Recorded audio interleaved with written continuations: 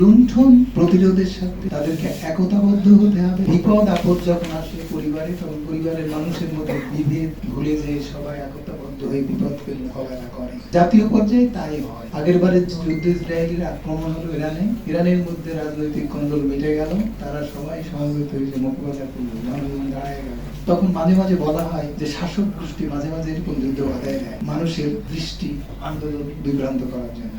দেশে হয়ে গেছে। আজকে আমরা দেখতে চাই এবং মানুষকে বোঝাতে চাই, তারা বুঝুক তাদের স্বার্থে, এই চুক্তি বহাল রাখার স্বার্থে নয়, লুণ্ঠনের স্বার্থে নয়, লুণ্ঠন প্রতিরোধের স্বার্থে, লুণ্ঠনের বিচারের জন্য, বিচারের স্বার্থে তাদেরকে একতাবদ্ধ হতে হবে এবং উঁচু নিচু সমতাবদ্ধ হতে হবে। আজকে একটা পোস্টার দেখলাম সরকারের ছবি সহ, যে সরকার বলেছে প্রাইভেট গাড়িগুলো জ্বালানি তেল সাশ্রয় সব ব্যাপার বন্ধ রাখার কথা বলেছে এবং তেল সাশ্রয়ের জন্য কিছু কর্মসূচি নিয়েছে। আমি প্রত্যাশা করেছিলাম সেক্রেটারি সাহেবরা মেয়ের জন্য, বইয়ের জন্য, কর্মকর্তা বড় বড়, তার বাড়ির জন্য, তার নিজের জন্য একাধিক গাড়ি, প্রজেক্টের গাড়ি ব্যবহার করে, সব গাড়িগুলো রিকুইজিশন দিয়ে গ্যারেজ করে দেবে, এই আদেশটা আসবে এবং তাদেরকে গণপরিবহনে চড়াবে।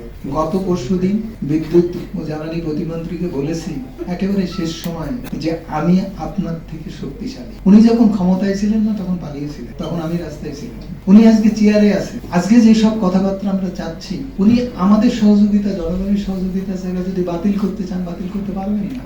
আদানির চুক্তি আমরা বাতিল করতে পারবো, ক্যাম্প বাতিল করতে পারবে, বাপা বাতিল করতে পারবে, বেলা বাতিল করতে পারবে, কিন্তু সরকার বাতিল করতে পারবে না। জ্বালানি অপরাধীদের বিচার সরকার করতে পারবে না, কিন্তু 4 জন জ্বালানি অপরাধীকে যে ঘোষণা, আলম মোহাম্মদ ছিলেন তেল গ্যাস রক্ষা কমিটিতে মিটিং এ সেটা ঘোষণা দেওয়া হয়েছিল যে 4টা জ্বালানি অপরাধীদেরকে আমরা ঘোষণা দিচ্ছি। একজন তৌফিক ইলাহি, একজন আবুল কালাম আজাদ, একজন কায়কাউস, আর একজন হচ্ছে মনারুল ইসলাম। এদের বিচার দেওয়া তো দূরের কথা, এদেরকে একটা শোকজ নোটিশ ইস্যু করার মতো সক্ষমতা সরকারের নেই। এই কথাগুলো সরকারি কর্মচারীরা কোনোদিন দলিল দস্তাবেজ জানতে পারবে না। বিগত তত্ত্বাবধায়ক সরকার প্রায় 1.5 বছর থেকে গেছে, দুর্নীতির কথা বলিনি, শুধু মিটিং এ দেখেছি জ্বালানি উপদেষ্টা দুদিনে বলেছে যে বিদ্যুৎ খাত দুর্নীতিবাজরা ছেয়ে ফেলেছে, কিন্তু দুর্নীতি মুক্ত করার জন্য তিনি কিছু করেননি, বরঞ্চ যা করে গেছেন দুর্নীতিকে প্রতিষ্ঠিত করে গেছেন।